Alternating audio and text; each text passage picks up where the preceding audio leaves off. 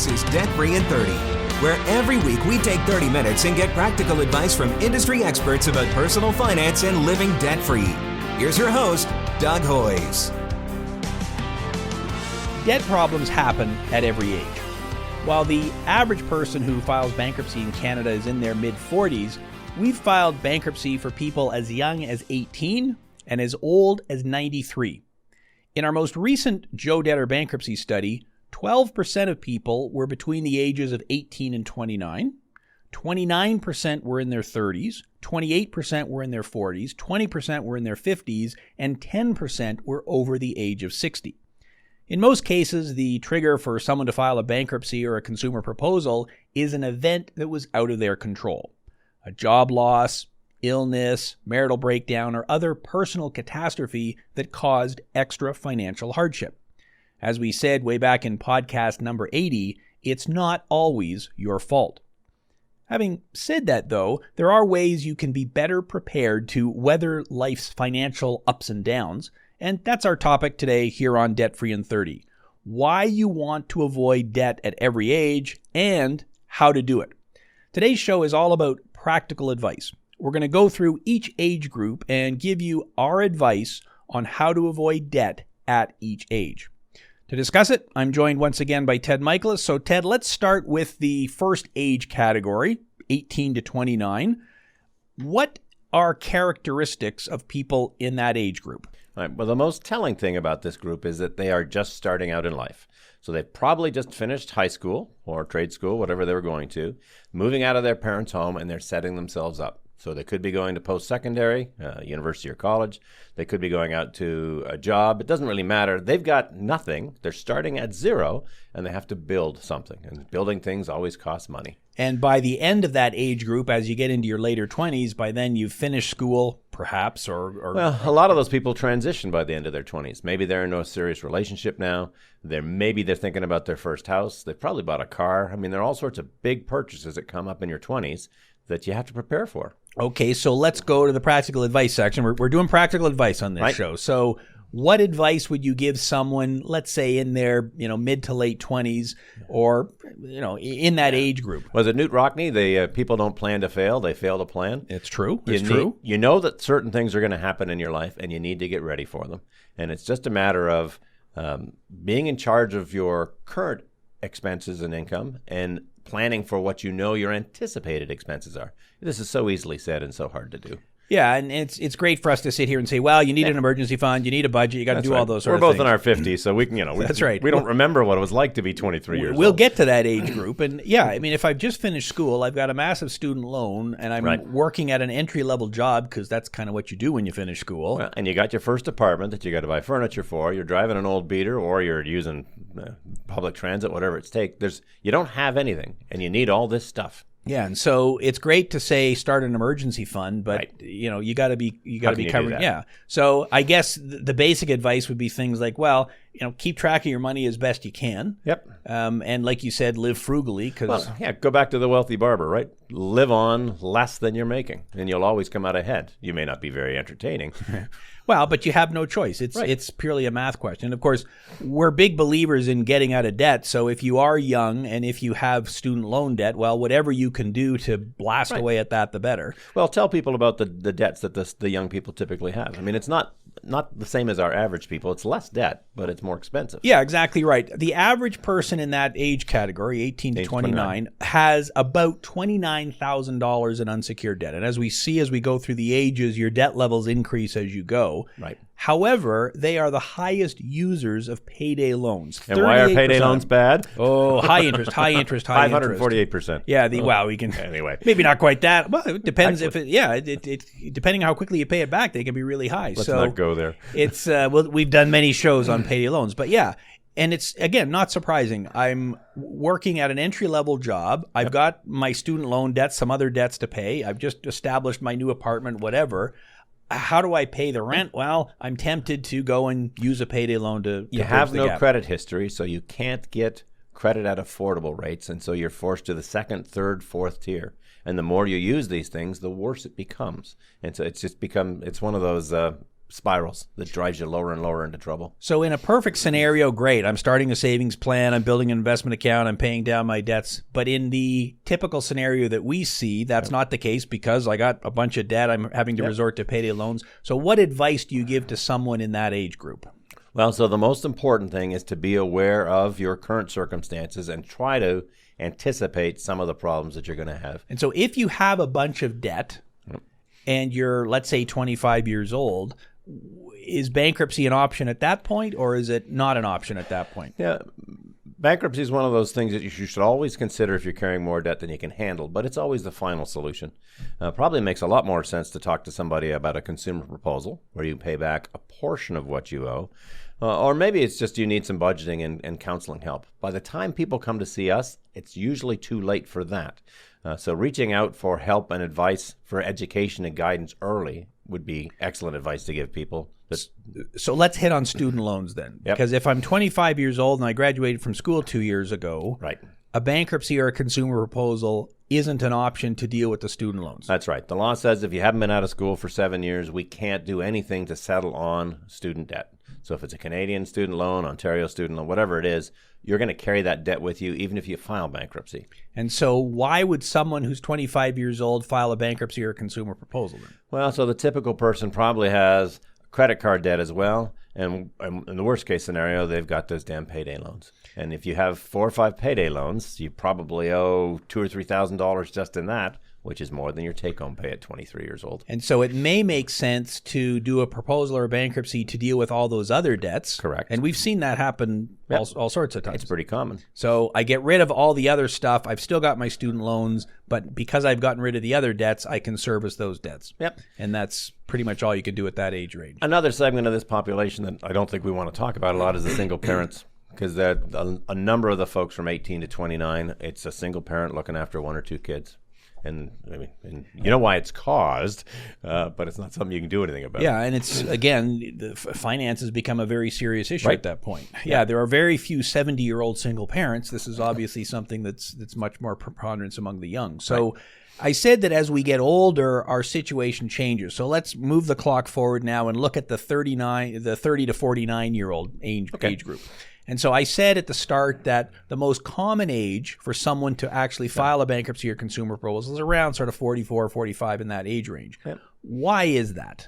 Well, statistically, that's the middle age that people are living to. So if the average population is going to live to their 80s, the middle of that's in their 40s, so that makes sense. But more importantly, there's likely to be some transition event. Something has happened in your mid-40s that's caused a serious financial crisis that you weren't anticipating. It might be an unexpected child. It could be an unexpected illness. Suddenly you've lost your job, a marital separation. I mean, there are all sorts of things that can happen to you.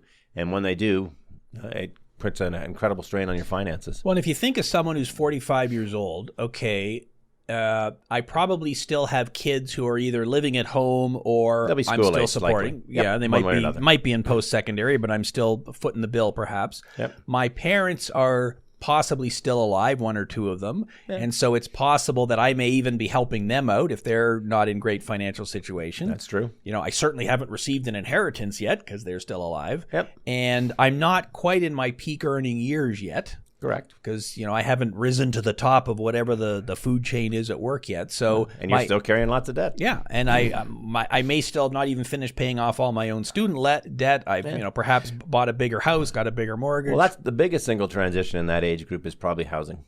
Whatever type of house they have, it's going to be fairly expensive, and they're looking for a size for a family. Yeah, your peak housing needs are when you've got the biggest family. Right. When you're 70 years old, you don't need a 3-bedroom house, but when you're 40 and you got 3 kids, well, then that's when it's much more necessary. So if you throw in a marital breakdown or you throw in some kind of problem at work, your job's gone to Mexico, you got a real crisis on your hands. So let's get to the advice portion then. So for someone in that age range, Yep. what is the typical advice you would give someone? And not even talking about debt, we'll get to that, but just, practical advice. I'm in my 30s, my 40s, so obviously continuing to pay down debt. I mean, that's an obvious one. We tell people that all the time. But you need to, we jokingly said you should try for an emergency fund when you're in your 18 to 29 group. It's more important in the 30 to 49 group because life is going to throw you a curveball. And if your solution is to put $20,000 on your line of credit and hope for the best. Well, that'll get you through the problem, but it's created a second problem. Well, and there's more things that can go wrong. Right. So And something else will, because they never go wrong in ones. yeah, I mean, I've got 3 kids. Well, one of them's going to need braces. If I don't have any kids, well, none of them do. My car's more likely to break. My house needs Think more of a more repairs. typical, something happens at work and you're either downsized or your position's changed. So now there's financial stress. That causes pressures on your relationship. And so in many cases, the relationship can't handle that pressure. So now you're earning less, you're in a separation or a divorce, and you're trying to reestablish yourself in the new home. I mean, it's a perfect storm of horrible things that can happen to a person. And it happens to a lot of people. Yeah, and so obviously preparing for the unexpected. Yep. And what you're saying is it's not really that unexpected, because when you're in that age range, this is when those kinds of things happen. It's when it's going to happen. It's when it's going to happen. So be prepared for that. And like you said, having an emergency fund if at all possible, keeping your debt levels down, even some basic things like taking advantage of, employer savings programs. Yes. So if your employer offers to match your RSP contributions or has some other, stock buyback plan or whatever. So do it, because if your employer's matching your contributions, you're doubling your money. You're never going to get that kind of return on the stock market unless you're buying cannabis. And, we're not recommending that. We're not by the way. recommending it. And the time to do that is when you're in your 30s and 40s, not Right. when you're 62. It's too late. It's and obviously, speaking of retirement, well, this is the time to really be getting into it. It's kind of hard when you're 18 to be worrying about it, but 30 or 40, the sooner you can get into it, the more long time it's got to build up. People aren't going to want to hear this, but quite frankly, think of the word moderation. Don't try to keep up with the Joneses. Have realistic expectations of what you need and what you purchase. Don't go out there getting the newest iPhone every week. You don't have to have an iWatch. You don't have to have the flashiest car. It's live within your means. And some of these problems won't be as bad when they happen. Yep. And if you grasp hold of all this stuff, well, then in your later years, you've actually got more money. And so it ends up working out. Now, let's talk about the nightmare scenario here then, right. the scenario where we see with our clients. So with our clients, so people who are filing a bankruptcy or a consumer proposal, in their 30s, their average unsecured debt is around $47,000. The minimum payments on that are about $1,500 a month. That's a big number. Yep. And by the time they get into their 40s, it's up to $59,000. So you can see the progression. The older you are, the more time you've had to accumulate debt, so therefore the more debt that you've got. So what's the advice then for someone in that situation? Hopefully by the time you're into your 40s, the student loan is less of a problem, although we still... Not necessarily, but hopefully. We still see them.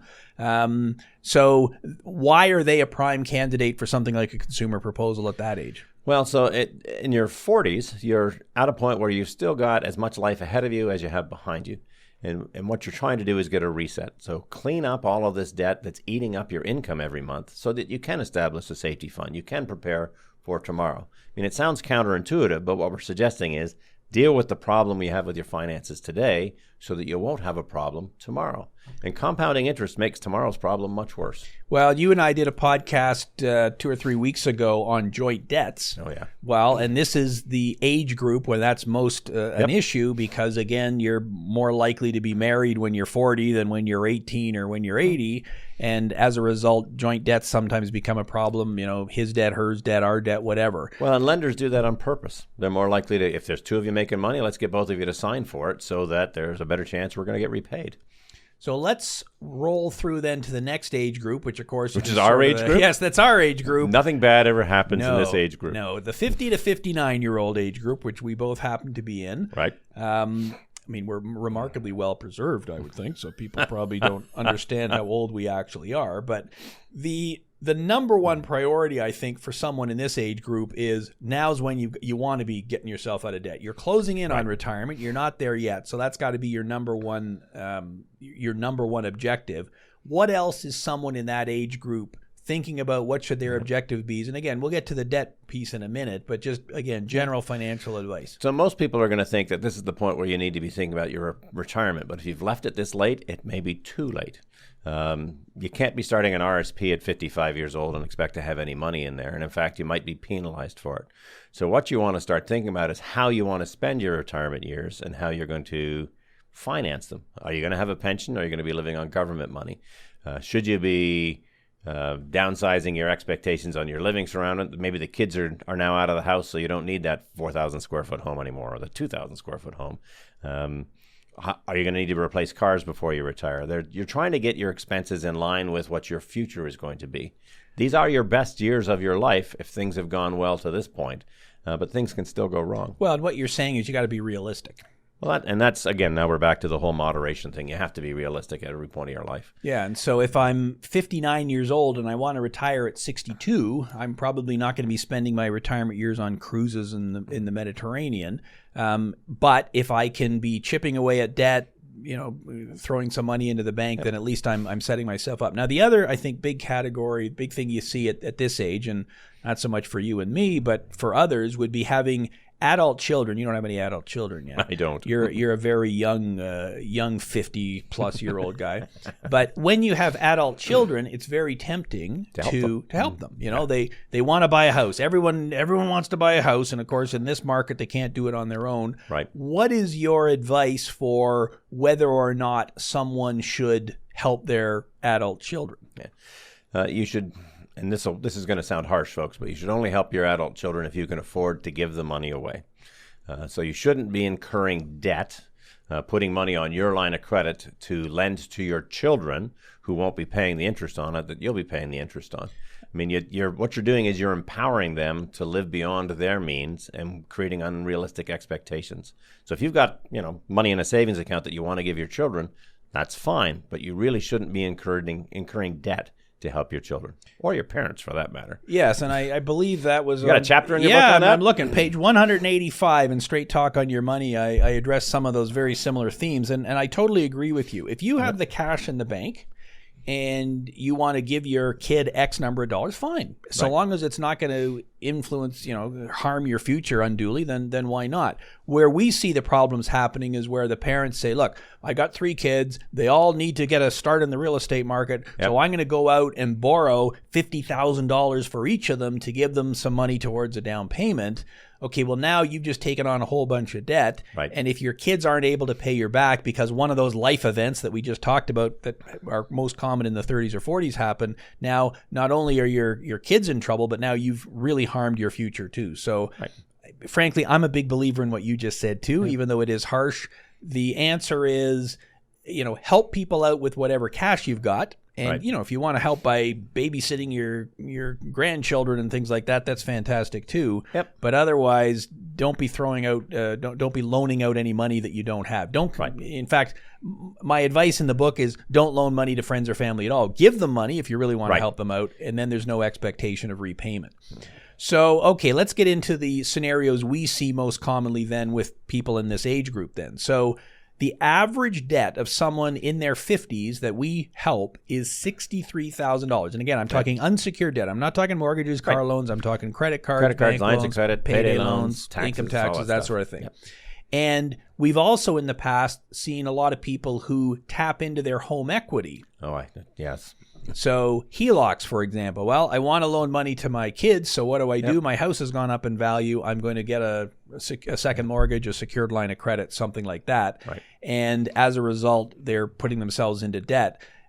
Credit card debts, lines of credit, we already mentioned what they all are. So what is your advice then for someone in that situation? Sounds to me like, once again, this is a prime consumer proposal candidate. It is. The biggest mistake that we see folks in their 50s, the 50s to 60-year-old age, is that they don't clear up their debt. So when they hit the retirement in their 60s, they're carrying all this debt they can't afford.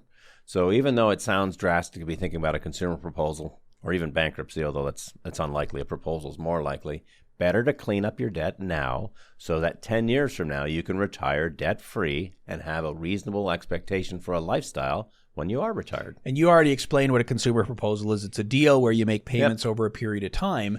The beauty of doing that in your 50s is you're still working. Right. You still have a job, hopefully. You still have an income. So you've got the most amount of debt, but it's also you've still got the ability to actually make some kind of a deal. I mean, your 50s should be the time in your life where you're in your best financial position. And that doesn't apply to everybody because their sickness comes in. You could lose your job. You could get divorced. Things happen. But between 50 and 60 is when you've got to get your ducks in a row for between 60 and older. Yeah, you're setting yourself up for retirement. Well, okay, so let's talk about the 60-plus years, which are leading into retirement and after retirement. Yep. So the biggest change, well, you tell me, what's the biggest change when I go from working to becoming retired? Right. The biggest single change is that your income drops dramatically and you don't adjust your lifestyle to compensate for it. Yeah, because the amount of cornflakes you eat in the morning is the same whether you're going into work or not. Now, there'll be some expenses. Yeah. Perhaps, I don't drive my car as much. I don't need to buy a new suit every year for work, whatever. Mm-hmm. But your basic living expenses, your rent, your mortgage isn't going to change just because you stop working. So your income in most cases drops. Yep. Even if you got a great government pension, it's still going to drop 20%. That's what a pension is, and in most cases, most of us don't have a great government pension, right. so it's our more income, like half. it's dropping considerably. So unless you've got a lot of savings you can draw on, your income goes down, but your expenses remain the same, and some expenses actually go up. Maybe you're not covered by the company health plan anymore. Well, and it's worse than that. Some people spend more because now they've got more free time. Take up a new hobby. That's right. They're looking. They've got to find things to fill their day, and so they spend money doing that. So your advice to someone, and again, we're going to talk about debt in a minute, but your advice to someone in that age range is what? Well, again, so we've said this repeatedly, you have to have realistic expectations of what your lifestyle is going to be. Recognize that when you are working full-time, okay, I can afford to go to dinner one night a week or 2 nights a week, whatever it was you and your family were doing. Now that you're retired, you've got a fixed income. It's not going to go up very quickly, and it's less than you were making before. You have to adjust your expenses accordingly. And maybe the answer is great. I learned to cook at home and bring lots of people over, and it's great. I mean, part of the frustration of this is a third of Canadians retire with great money. They got lots of assets, lots of wealth. A third are living paycheck to paycheck, so they got a problem making the adjustment. A third are already in trouble, and they're going to end up talking to somebody like you or I. And that's what we're going to talk about. And I guess the other thing, when you think, okay, I'm 60 years old, well, if you live to 80 or 90... Which you probably will. You've still got, 30, 40 years left on the clock. Yep. You got to be thinking about things like, well, what about long-term care? I mean, at some point, I'm not living in my house anymore. Those are kind of things you got to be thinking about as well. Yep. So, okay, let's talk about the people who come in to see us. Again, they're 60 years and over. Their average debt is over $64,000. And I don't notice if the people listening or watching have noticed, every decade the debt's gotten larger, which is, I mean, it's not okay, but it's understandable. 20 to 30-year-olds, it's so much, then 40, then 50, then 60. We're now over 60. It's the highest debt level so far, but you're also now back to lower income levels. So we've gone full circle with your income. You've built a career. You've now stopped making money. You're on a pension or some sort of assistance, and you've got the most debt. Yeah, it's a deadly combination, and you're right. The 18 to 29-year-old range was around $29,000 in debt. Then by your 30s, it's $47,000. 50s, it's $59,000. Now we're at a 63 or 64. 63 when you're in your 50s, $64,000 by the time you're 60 and over. And again, we're talking about people who actually come in to file a bankruptcy or proposal with us. You're right. A third of the population has tons of money, and that's not who we're talking to. That's good. Yeah. So you've got lower income, but you've still got this massive debt. So are we still doing proposals for people over 60, or are we now into the bankruptcy scenario? Well, so now it becomes a decision of what can you afford to deal with this problem. So if your income when you're over 60 years old supports paying back a portion of the debt, then we still counsel that you consider doing that. But it may be that a bankruptcy makes more sense. I mean, the typical senior who's doing a proposal has an income, obviously. They've got decent employment pensions of some description, plus some government money. So bankruptcy might actually be too expensive. I know that sounds counterintuitive, but the cost of bankruptcy is based on your income. Yep. The more you make, the more you got to pay. So there are times where it makes more sense to file a proposal to pay less per month for a longer period of time. And so why is it that we see a lot of people who retired in the last year or two who have tax debt? They never had tax debt their whole life. They weren't self-employed or anything like that. And now they're retired, and yet they owe the government money. How is that even possible? Well, and so in a lot of cases, it's because they have pensions from more than one source. And so a pension plan naturally only taxes you at the lowest possible rate because they want you to have as much money every month as possible. Well, if you got two pensions and they're both doing that, probably they've jumped you into a higher bracket. Yeah. Pension number one only knows about itself. So it says, oh, well, based on this income, you're in the 20% bracket. The other guy says the same thing. Maybe you got a little bit of a part-time job. Maybe you're getting some CPP, some OAS, whatever. You add it all up. No, you're actually in the 35% tax bracket. It doesn't take much to bump you. And you're not paying enough. So I think we'll close with that piece of practical advice that if you are a senior before you retire, crunch the numbers on what your tax liability is likely to be and make sure you've set aside enough to deal with that. Well, and take it a step further. So if you're going to have multiple pensions, make one of them your designated taxpayer. So if you got a government pension, increase the amount of tax they're taking off at source so you don't need to worry about this. Taking a little bit off every one of your pensions will drive you crazy. Just pick one that's going to deal with this problem. Yeah, and it's not that hard to phone up either the CPP people at Service Canada or your company pension or whatever and say, okay, I know the calculation says you're supposed to be taking off $300 a month. Make it $450. Right. And then I'm good. And it's not a horribly hard calculation to do. You just take last year's tax return and punch in all the new numbers for this year. It'll give you a rough estimate of where you need to be. And if you're going to make a mistake, be conservative. Add an extra $50 or $100 because you'll get the money back. Well, and also when you retire, it's not totally uncommon to have some kind of retiring allowance or get some kind of severance or some extra little bump. Pay out your sick days if you work for the government. That's right. Yes, we won't get into that discussion either. But there can be many things that can bump you into a higher category. So you got to be careful about that. So I guess your advice was kind of the same all the way throughout. You got to have a plan. Got to have a plan. You got to live within your means, and you need to be careful. The only person who cares about your finances is you. If you're expecting somebody else to look after you, you're probably making a mistake. Yep, they're not going to do it. So look out for yourself. And if you find yourself in serious debt problems, regardless of what age you are, reach out for help. That's right. Talk to a professional. It doesn't have to be Doug or I, although we'd certainly appreciate that. But if you have a problem with your tooth, you go see the dentist. If you have a problem with your money, with your debts, you should see somebody specialized in dealing with your debts. Because that's what we're here for. And we obviously are familiar with dealing with all different age groups. That's right. Excellent. Thanks very much, Ted. That's where we will close it. So here's the point. We face different challenges at different stages in life. That's really what we're saying. As a young person, maybe you're more likely to be dealing with student debt. In the family years, you're supporting your kids. Perhaps you're also helping your parents. Pre-retirement, your income hopefully is at its highest, but that's what you got to also be focusing on, eliminating as much debt as you can. And then, as we said, by the time you retire, your income drops. Your expenses don't drop by as much, so you've got the challenge of living on reduced income.